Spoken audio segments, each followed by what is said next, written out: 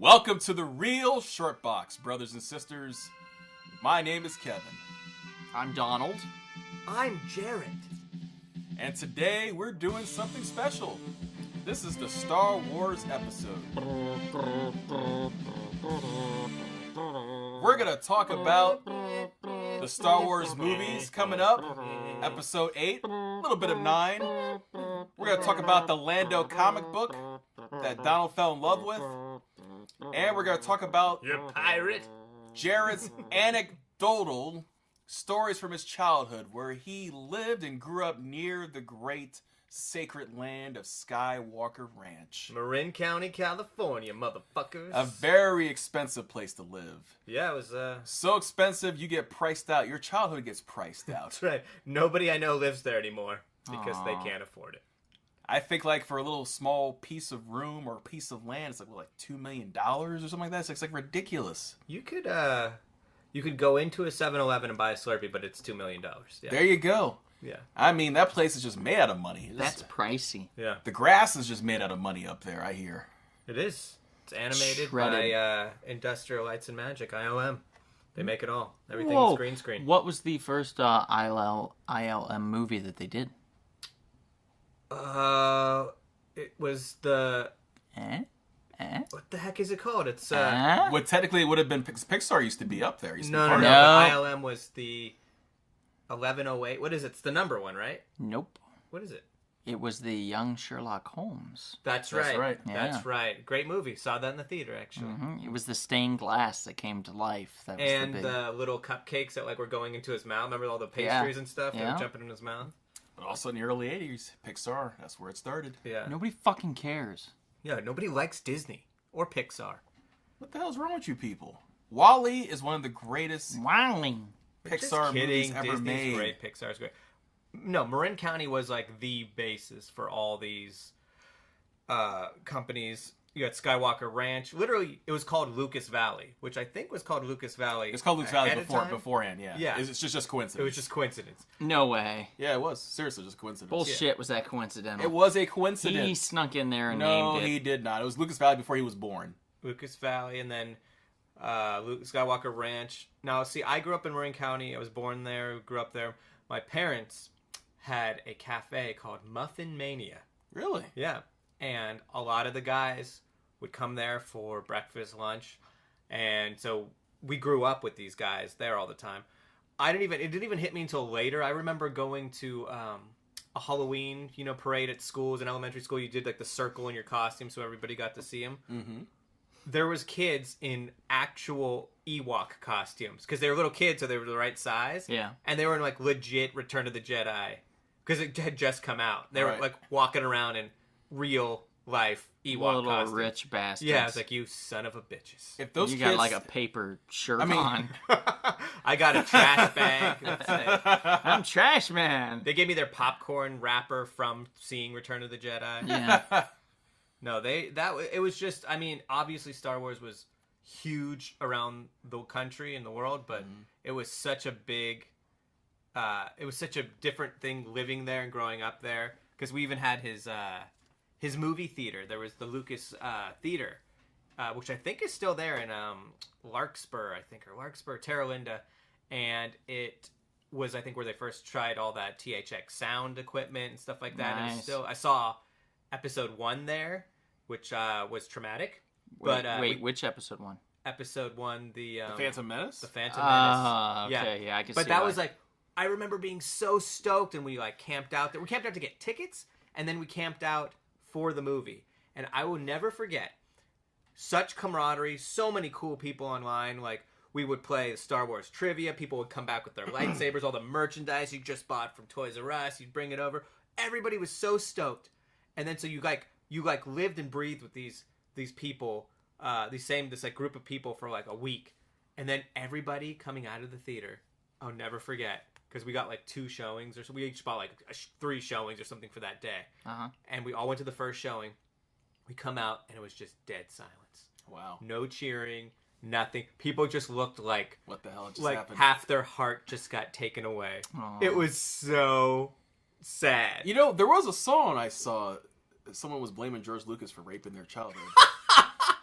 Jesus. I'm not kidding you. There was like some song these guys were on their guitars like singing that. I was like, oh my god, is that serious? No, I mean, The movie had its good points. Yeah, You know had that what? fight at the end. Yes, that was a That's great it. fight. each one of the prequels had like one extra good scene than the last one. I don't think the second one had anything good. The only thing the second one you had... didn't like the Mace Windu decapitating Jango Fett? Attack of the Clones was terrible. You didn't enjoy that? The I only think it was part I the liked worst was one. the ending with where all the Jedis were fighting. But what they were fighting was so stupid. Those Right. flying alien guys Right. were so dumb. They were just Right. like giant bugs. Right. I've tried to watch. I had my daughter and we watched, and I'm like a completist. And we're like, let's watch them. Right. Even my daughter, who's so innocent and didn't even know anything about this. How old's your daughter? She's 8 now, but when we watched them, she was probably like 6. Mm-hmm. She liked the originals, the 4, 5, and 6, Star Wars, Empire, and Return, way better than the other ones. She had nothing to really say about the other ones.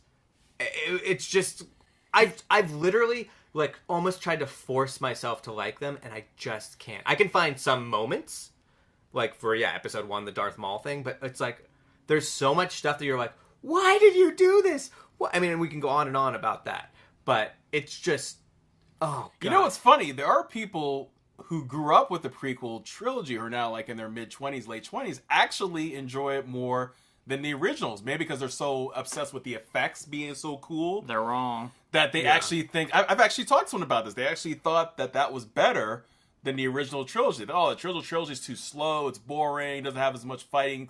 I was like, really? I don't, and I mean, I'd like to say I have. I mean, obviously, I'm biased because of when we grew up and stuff like that. Right. You know, and I think we grew up at the tail end of Empire. Yeah, we grew up at the tail end of that stuff. But I saw Return of the Jedi in the theater. I didn't. But I didn't see any of them in the No, theater. really? I didn't see anything. Well, I was poor as shit. Oh, that's disgusting. Well, in Marin County, where the streets were lined with gold, I would just chip a little off, take it to the theater, and go see Return of the Jedi. I saw Jedi in the theater, but I had a brother who was 4 years older, so I got a lot of it from he had. As soon as I was born, there were Star Wars figures. He had all the Kenner figures? Yeah, we had a ton of them. I mean, all open. You know, nobody saved them at that point. I think every day we'd lose like 3 because we'd come home because we'd leave them out and my dog would chew them up. Like every day was like goddamn dog. I just picture some battle like as soon as we left, like some Toy Story thing, like the Star Wars figures like got up and started fighting with our dog and always just got their asses kicked and just chewed up. So every day we'd come back and they'd be dead. But no, I totally was hook, line, and sinker into the buying of like all the Star Wars stuff after the fact. So like, which was such a like money grab that just never happened. My brother and I literally had like closets of Star Wars stuff. I'm just like, what are we gonna do with all this now? It's actually worth less than what we paid for it. You like the prequel trilogy toys? Yeah. It's funny you mentioned that. Yeah, virtually all the prequel trilogy toys ain't worth much of anything. Well, anything that's worth anything is because there weren't as many made. there weren't as many made. Or the super demand. Yeah, and nobody knew it was going to be so big. So those original figures, obviously. Right. And Ridiculous. And expensive. isn't that how Lucas became so rich? Yeah, Was- because he got all the merchandise He got the rights. rights to the sequels and also the rights to merchandise. That's why he's a crazy, billionaire. yeah. No, he pulled like a Disney in a sense. He Yeah. he saw he had his vision. He saw it through. And also at the time, the studios didn't really think much of it. The only thing that made some money in merchandise-wise was like the James Bond films. They have like little James Bond toys or Right. cars. That would make some money. But other than that, they never thought to themselves, really, we could just make all these franchise toys. And I think even the actors in the film were like, "This is not going to be what Right. You know, It's not gonna It work. was like a space opera, yeah, thing. no one cares. No one can. No, that's why the movie, that trilogy, the franchise obviously is a phenomenon. But another little thing recently, I'm a huge fan, but my brother I think is a notch more. He went to in Petaluma, California, which is in Sonoma County. There's a guy who pretty much he's like a curator for Star Wars merchandise, and you pay like it's not a cheap ticket, but he has everything in like almost like a museum. Every figure, every toy, You name it, he has it. everything Star Wars, he has it. It's supposed to be. I mean, he was sending me picture after picture, and it was cool shit. It was like, I mean, sky was the limit. He had it. So the three of us, if we took a trip up there and got a U-Haul truck and robbed him, we would probably have like millions of dollars in merchandise in our U-Haul Except they would know truck. exactly where it came from. They'd be like, that's that haul that was just stolen from the guy who had it. Right, Yeah. and we just heard this podcast where this guy said, You set up your plan, and then also You incriminate talked yourself. about yourselves Yeah, getting caught. You incriminate yourselves, yes. No, so, but growing up in Marin County, I would definitely say, yeah, it was like, it was almost like everybody knew somebody who worked on a Star Wars film. Right. And then the cool thing too was when I got the cool beginnings and then the sad after effect. So when the prequels were coming out, I was obviously very excited. And all these guys would come in. There's a lot of digital effects artists. I think one guy was a sound guy. All these different people came in. And they're chillest dudes, super cool guys. And I'd sit there and be like, okay, I know you can't tell me this, but like, I'm excited about this. And they were really cool. And the cool thing was they were excited about it. And they're like, yeah, it's going to be great. It's going to be great. And then I remember after episode 1 came out, I came in, I was like, hey, they're like, hey, what's up? And I was like, how come they did this? And they'd be like, dude, we didn't want to do that, but George said we had to. Like, it was like literally like we were trying not to make this part suck, but he made it. So I was like, but why with metachlorians and So they threw George under the bus, didn't they? Oh yeah.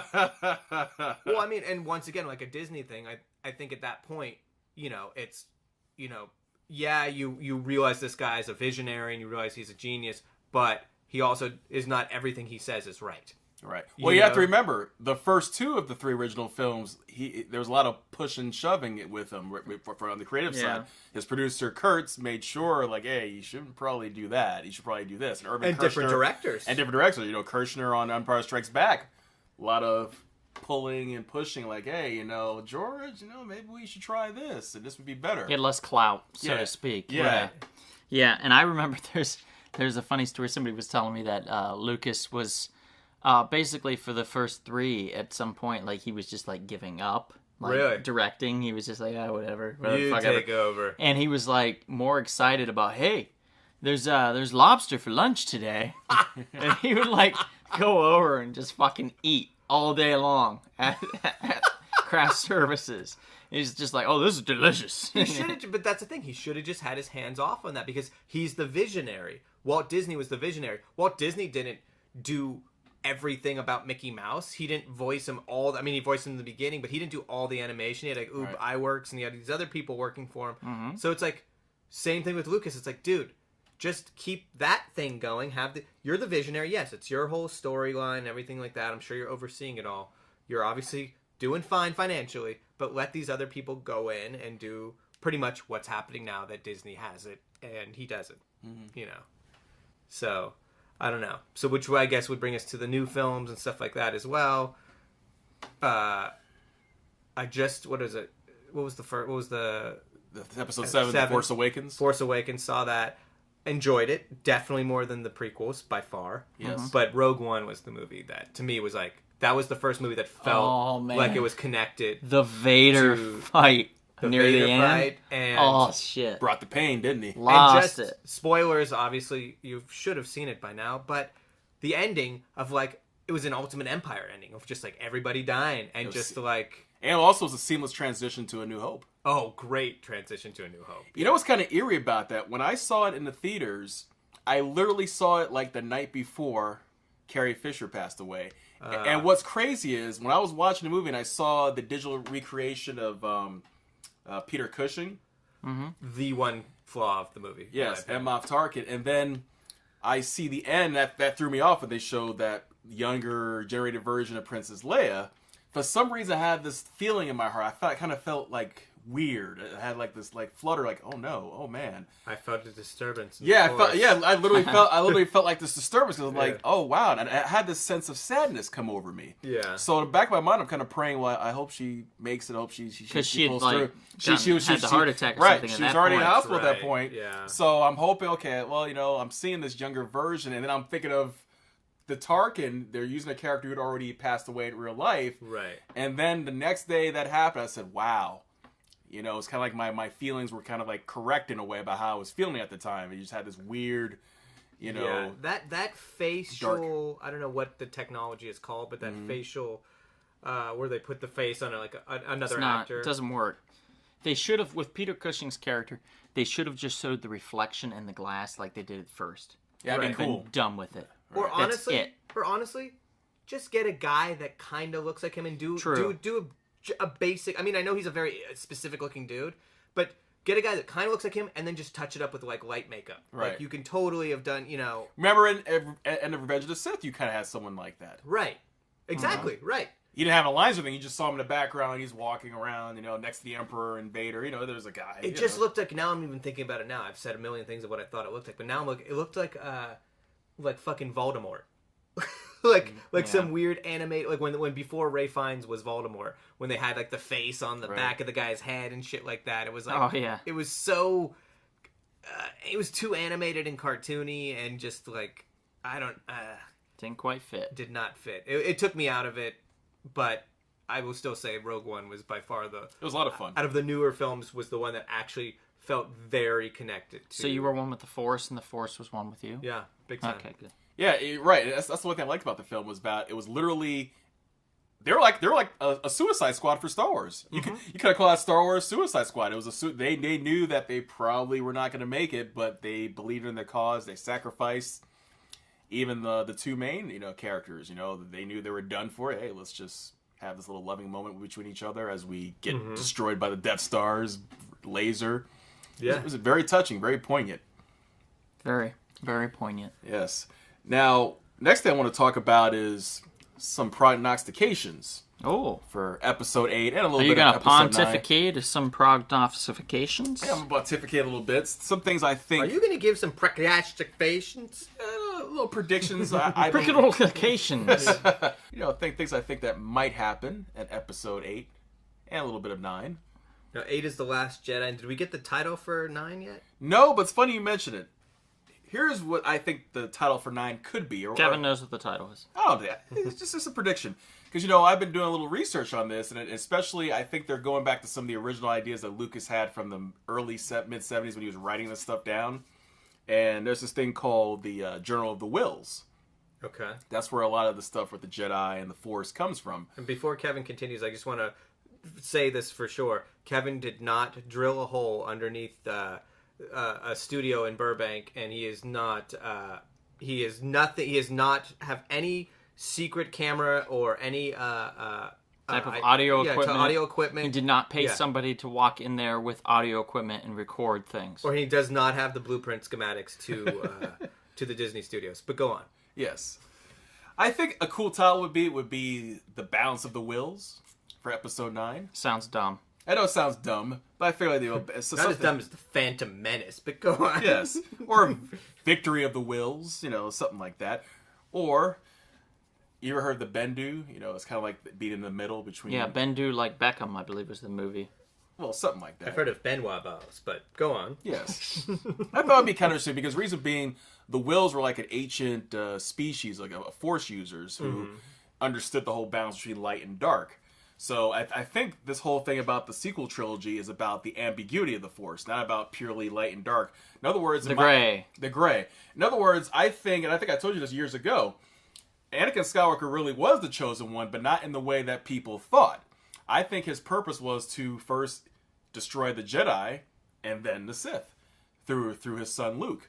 That way, they eliminated both sides. Because basically, both sides were extremists. They're not practicing the ways of the Force properly. Right. In other words... If you're too extreme with just the light, and then the other extreme, the dark, that's not what the Force wants. The will of the Force is you're supposed to be balanced. Kind of like a yin-yang theory. Right. A yin-yang concept, essentially. It's kind of like in real life.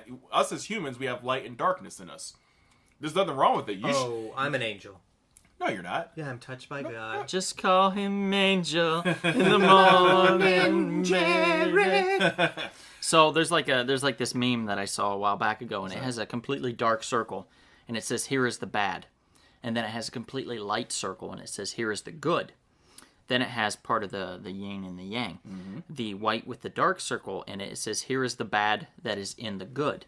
And then it has the light circle inside the dark, and it says, here is the good that is in the bad. Mm-hmm.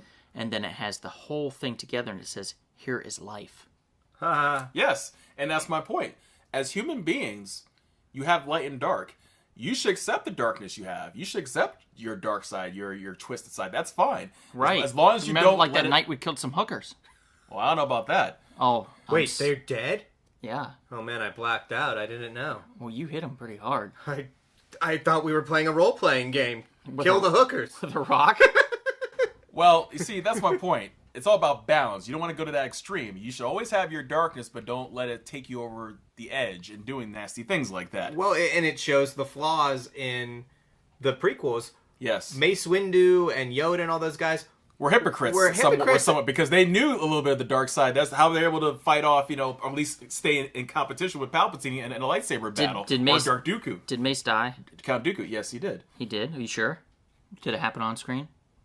It's true, he did get flown off. He did fall off to like a freaking super cosmic skyscraper. I would like to believe he didn't make it. Mm-hmm. Well, that's why they're saying that, Boba Fett might have come back out of the Sarlacc pit. I think they did do a book where he... Well, I did a book, but as far as they're doing a Boba Fett movie at some point, right? Sure. Maybe we're not sure what that next movie is going to be. I'm sure they will. But my point though was saying like they were actually holding. You kind of saw Anakin's.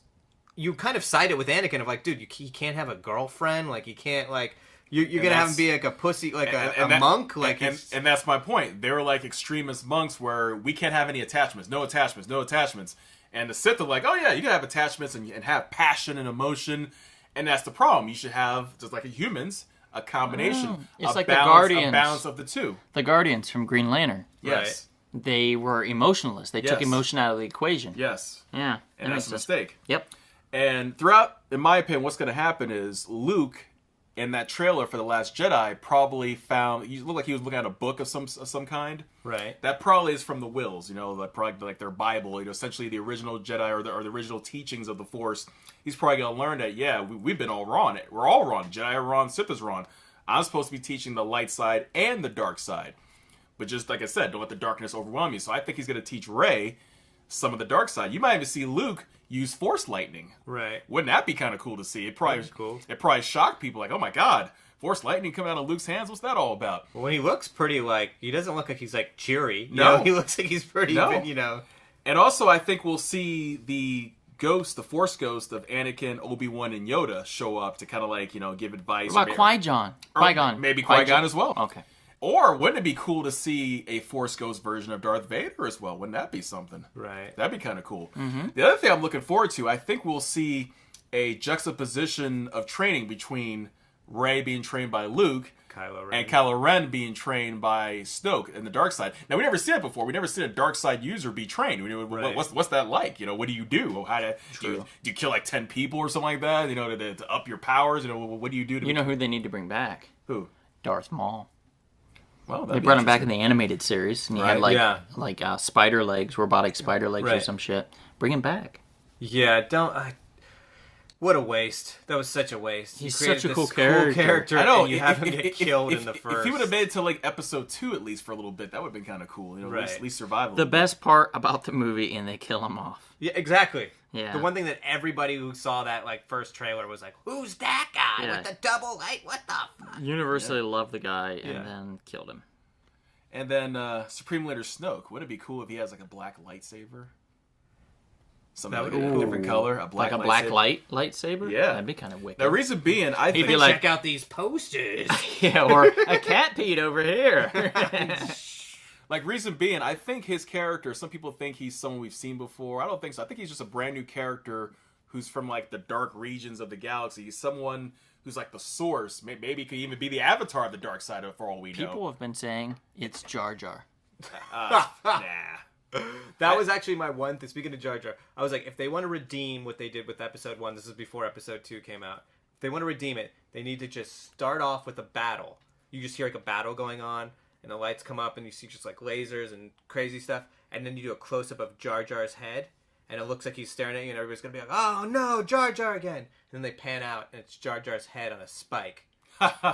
Just decapitated. And that would have been wicked. Everybody would have been just going crazy. You would have heard now claps in the audience. Going crazy. Yeah.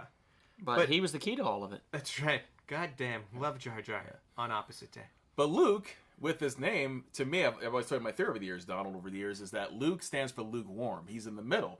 remember, he did turn to the dark side briefly in Return of the Jedi when he fought Darth Vader. Especially when the Emperor thought he had already turned. He was about to turn. He was like, the Emperor was getting all excited. Right. And all of a sudden... Yeah, he was hard as shit. Yeah, he was getting excited. He was like... I haven't felt like this in years. Yeah. Remember, he was like, good. Oh, your anger has made you so powerful. You know, he's getting all... So hard. Yeah, he's getting all crazy because he thought, oh, yeah, I got him. I got this kid.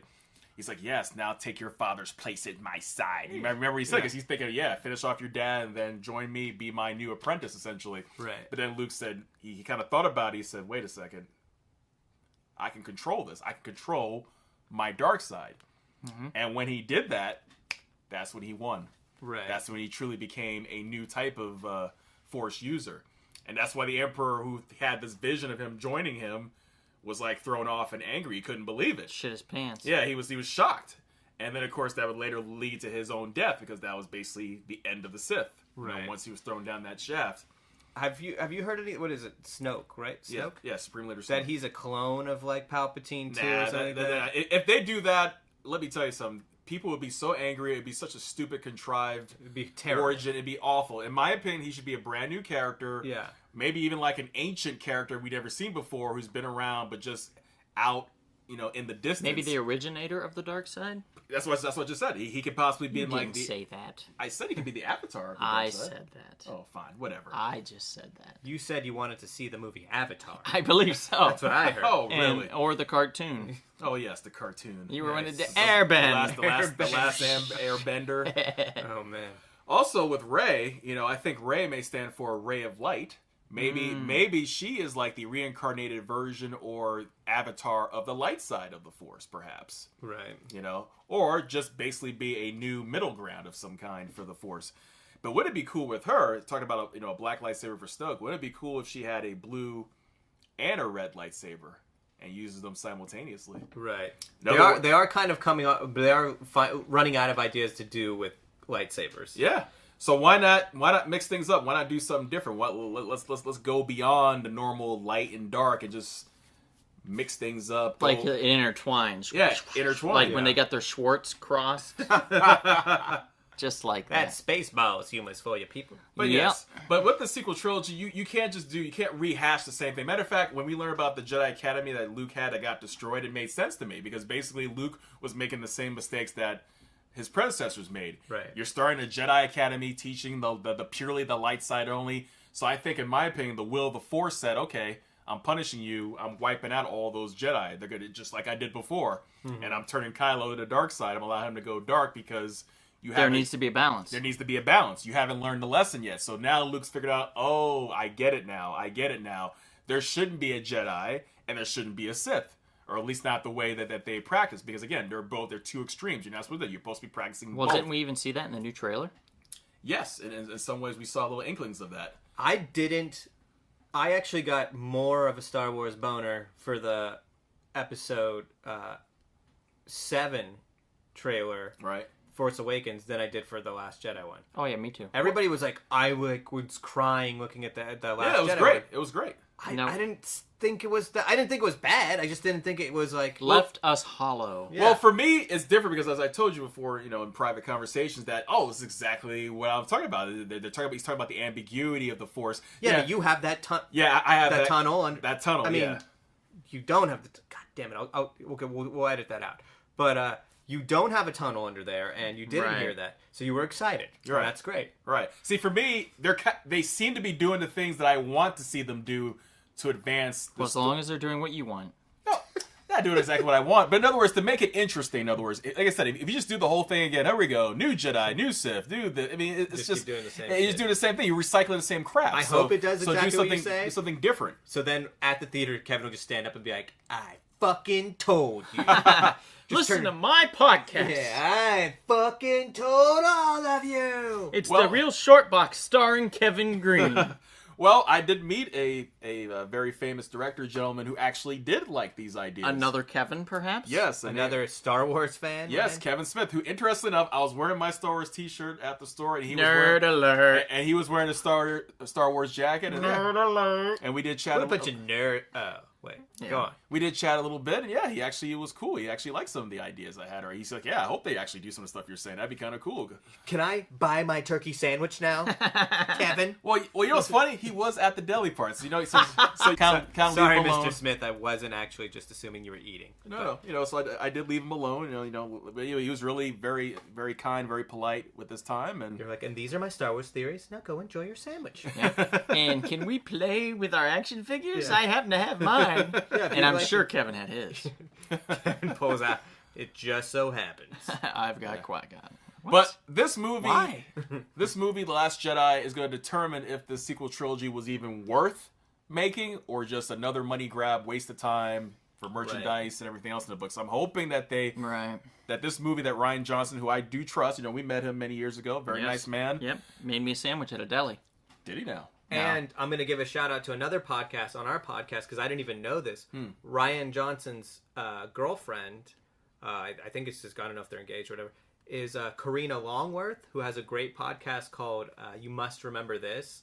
If you're into old Hollywood and all that, she does these really cool exposés on like the old actors, movies. Nice. That's awesome. And I had no idea that he was her boyfriend because she just was like, oh, and by the way, I was going to do a podcast on like George Lucas's first wife, but my husband just found out, or not my husband, my boyfriend just found out he's going to be directing this next Star Wars film. And I was like, what the fuck? Like, yeah, listening to it. So Very cool. cool shit. See, So, yeah. I like these connections. I mean, remember, we met him when his first movie came out, Brick.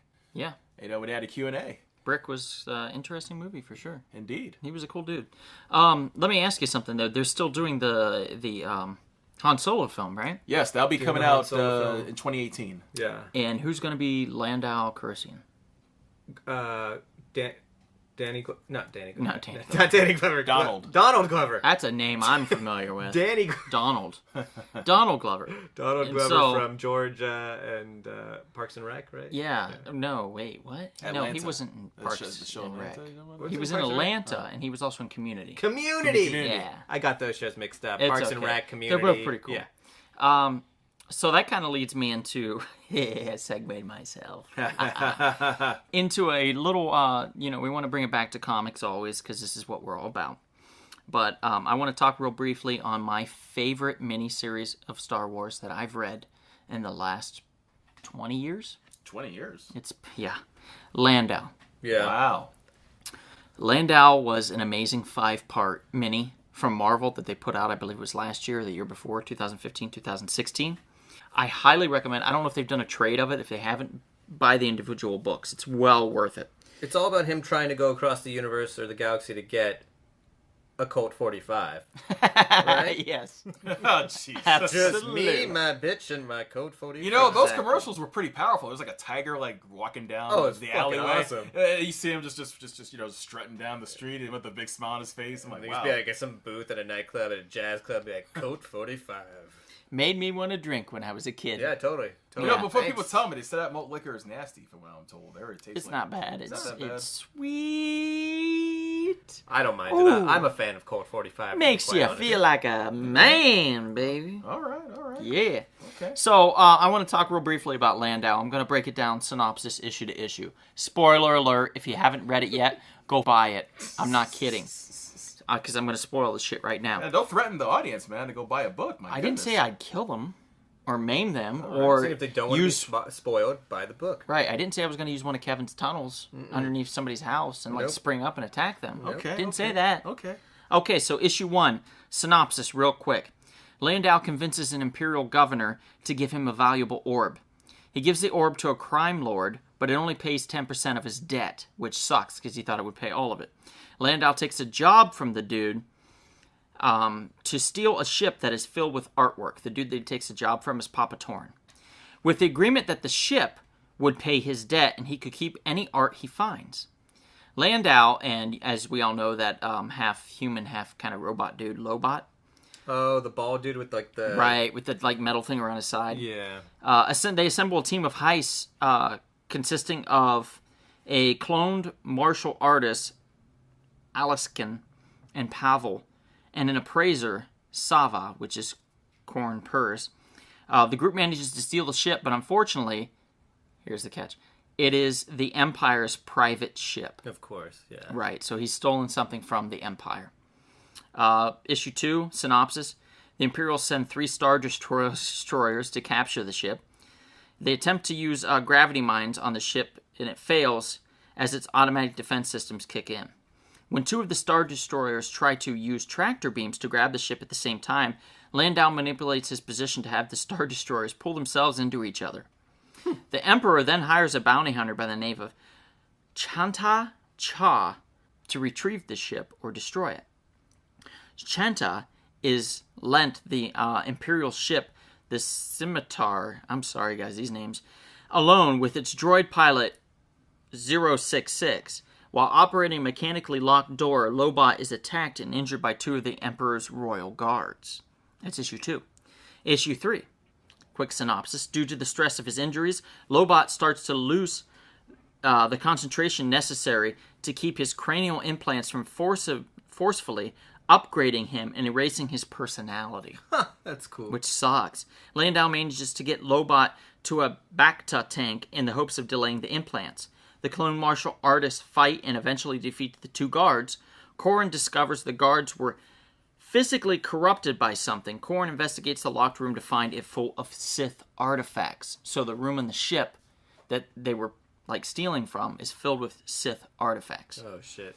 Issue 4 synopsis. Chanta makes it onto the Imperialists. Alaskan is corrupted by Sith energy from one of the artifacts and chops Pavel's arm off. Corran and Lando flee, locking Alaskan and Pavel in the room with all the Sith artifacts. Chanta corners Lando, but takes her helmet off because she recognizes him from her past. Chantal goes to start the Imperialist self-destruct, but stops when Lando points out that Lobot is on board and is injured. Alaskan and Pavel break out, both clearly being influenced by Sith artifacts, so it's kind of corrupting them. That's cool. Issue 5 synopsis. Alaskan lures Corran to him by holding out a Sith artifact, but kills Corran once he's in range, which is kind of sad. Chantal starts the self-destruct, and Lando grabs Lobot 066 or 066, flies the scimitar away, not wanting it to get caught in the self-destruct blast. Pavel attacks Chanta, but the bounty hunter defeats and kills Pavel. Lando convinces Alaskan to put down his weapon long enough for Lando to kill him. Lobot hooks his cranial implants into the ship to unlock the escape pods, but in the process, his personality is erased by his implants. Oh no. Sucks, Poor because Lobot. Lobot was pretty cool. As Lando and Lobot float off into space, Lobot plays a recording from before he was upgraded. This is a heartbreaker. And before he's upgraded, he's pleading to Lando to give up his life of crime and be a better person. And that's kind of how it ends. So it shows what happens to Lando and why he is how he is and how. And so this is like prequel to like his appearances on the Cloud City and stuff. Cool, Yeah. Okay. So this is basically a heist film being chased by the Imperial Guard. That's awesome. It's really cool, and they hire bounty hunters and shit. So guys, I can't recommend this enough. Please, please, please, please, please, please. It's $4 an issue. There's 5 issues. Do the math. It's like $20. Yeah. Can't go wrong. So that, I also heard the Vader book was really great.